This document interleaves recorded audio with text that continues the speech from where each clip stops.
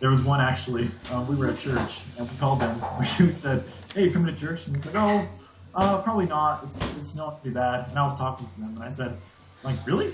Like, yeah, I don't think we can make it on the road. Like, no, we made it just fine, so you should just come.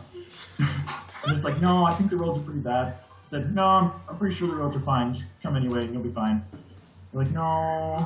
I said, well, you know, if you come to church, God will protect you on the roads. So we look forward to seeing you. They're like, okay, we'll come. Did they come? Yeah, they came. He actually just got baptized. So, I don't know, funny guy. She likes to give us stuff. She gave me 6 dream catchers. You want to give me one? Oh.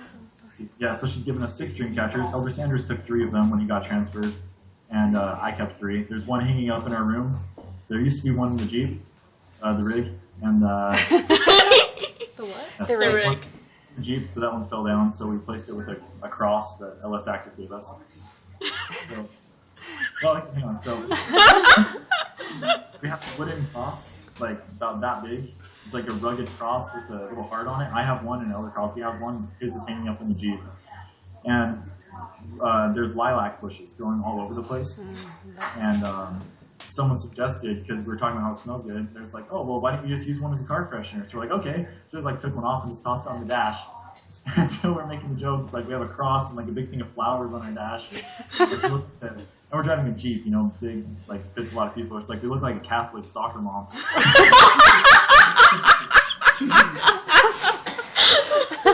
So to make sure people don't get the wrong impression, we put a Book of Mormon on the dash too. Funny thing, we had a preparedness fair yesterday at the church, where it was like emergency preparedness stuff. We got to meet like the service dogs and a bunch of people from the National Guard and all that. And we had a booth for a spiritual preparedness. Was that well accepted? Not really. Well, people, they would turn the corner, they go, oh, God, no, don't look that way. Don't make eye contact. Just people would walk around the corner, they'd be like scanning the booths, walking all slow. They would come, look at ours, scared it for a second, and realize, oh, Mormons, and then they would like turn and be like, oh, better look at the emergency communications. We talked to the guy next to us. Well, he left to go get some food. He's like, hey, can you watch my stuff, make sure no one steals it? I'm like, yeah, sure. So he went and got some food, came back and like, all right, now can you watch our stuff, we get food, and if anyone wants to steal it, just tell them to go for it. Yesterday, the preparedness fair people would come up and like, oh, cool, someone's talking to us. Like, oh yeah, I know the missionaries in Kamiah, they're pretty cool. I invite them to my house all the time for dinner. It's disappointing. There's too many members, I think. And there's not enough, also. Talking about that, and he goes, like, for example, like, people don't really understand how their actions really affect other people. Like, for example, you guys, you have no idea how big of an effect you guys have on other people's lives. Like, take me, for example. You don't know how good of an influence you have on me. I mean, I love having you guys over. You guys bring the spirit into my home, and when I go to church, I tell everybody about you guys and how great guys you are. And you guys are so great. You are the model of what citizens need to be. Yeah. Thank you for that. Anyway. Like, do you know of anybody we should go teach? And he goes, oh, I wouldn't refer you to any of my friends. I want them to be Catholic, not Mormon. So yeah, she's about your age. And, she would make a really great Mormon. She really would. She'd be a really good Mormon. It's like, if she was up here sometime, you guys should teach her. Because she would make a really great member of your church. So, I suppose she'd be Catholic, though. Pretty much this thing is the Catholic Church is 100% the true church on the earth, and second best is the Mormons. So if you're not going to be Catholic, you better be Mormon, because they're second closest to the truth. Awesome. Investigator is across the street in a camper trailer.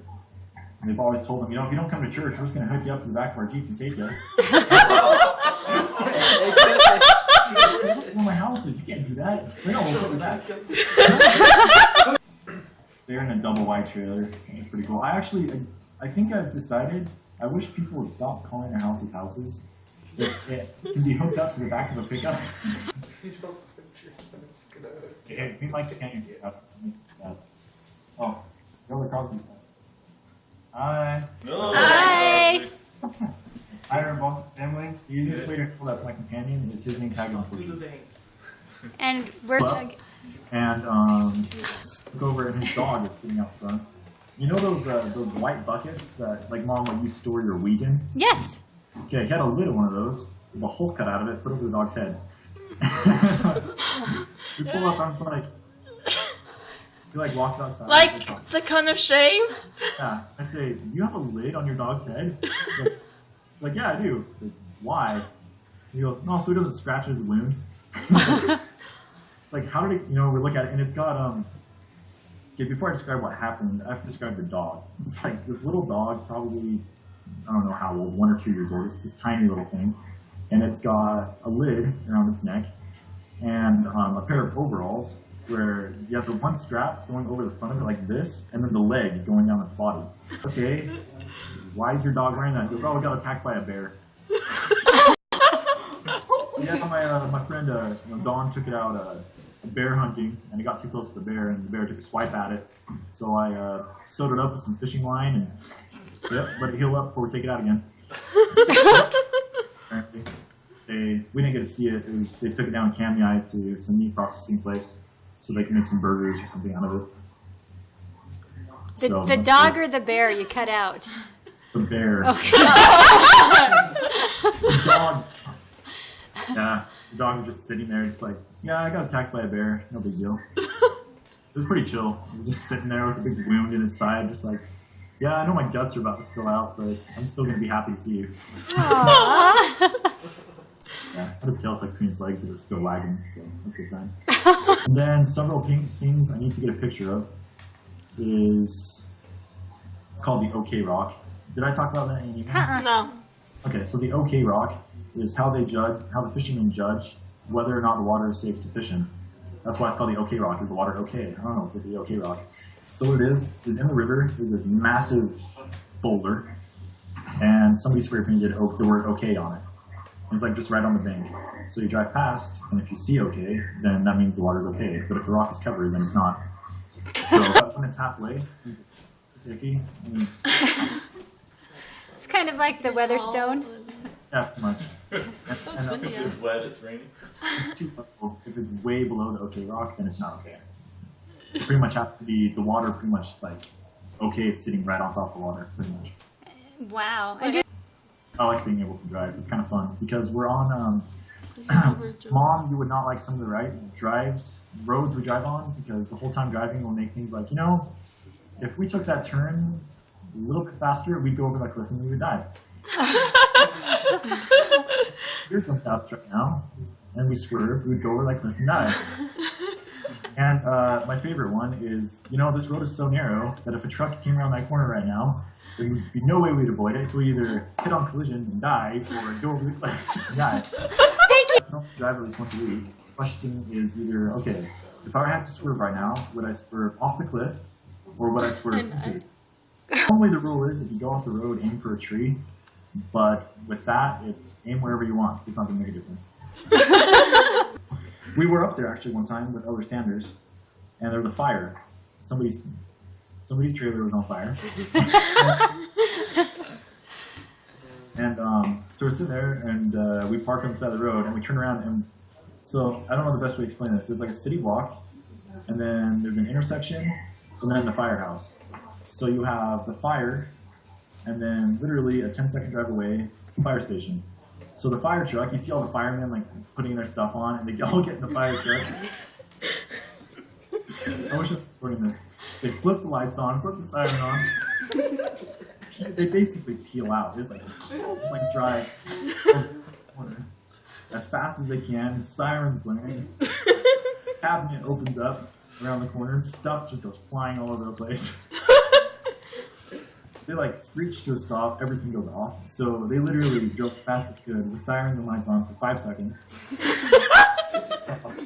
They're all around, they're all running, police officers grabbing the stuff. And they're running through the fire hoses, their jackets aren't even buttoned up, it's like flapping everywhere. And yeah. But I decided, we went up there again last week. The benefit of a trailer burning down is it is really easy to clean up the mess.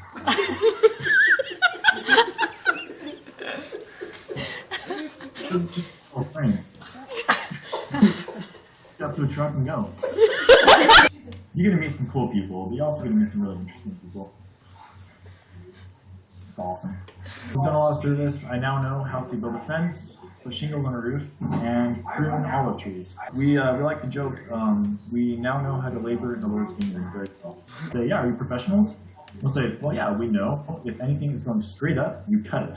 And they'll be like, wow, you really are professionals. Every trailer house, and also, I think everybody has the exact same model of trailer house because every bathroom is down the hall to the left. I don't know, I like driving on the dirt roads. It makes you feel like you're going a lot faster than you are. Because you're going 25 miles an hour, but then it goes, you gotta slow down, you're going way too fast. And you look at the speedometer, it's, oh, I'm only going 25, that's okay. I'm sure it cuts down a bit on drinking and driving. Well, really, it makes sure, it's a constant reminder to repent. That's really what it is. And I think that's probably why so many people around here are religious, because there's so many times where you're thinking, I could die at any second. And so, I don't know, I think that's why most people around here are part of some church. That's awesome. It's like people put enough effort into finding stuff against someone's faith, and you're going to find it. You know? You start researching why is the church true, you're going to find stuff on why is the church true. You research why is the church not true, you're going to find stuff on why is the church not true. So, I don't know, you find what you're looking for. Most people's response when you ask them for referrals, you know, I just don't get out very much, so I have no friends, so sorry guys. It's like, right, you exist 24 hours a day, you go to work every day, you go to school every day, and you have no friends. Wow. Like, so you use that really big smartphone of yours, and you're always on Facebook, you see there's 0 friends.